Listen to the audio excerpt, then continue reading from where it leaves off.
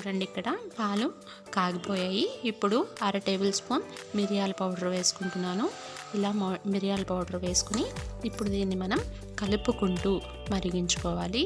మిరియాల ఘాటు పాలల్లోకి పూర్తిగా వెళ్ళే వరకు మనం మరిగించుకోవాలి. ఈ విధంగా మరిగిన తర్వాత ఇందులో ఇప్పుడు మనం కొద్దిగా పసుపు వేసుకుని ఇంకొకసారి కలుపుకొని ఇట్టే మరిగిపోతుందండి. ఎక్కువ సమయం ఏం పట్టదు.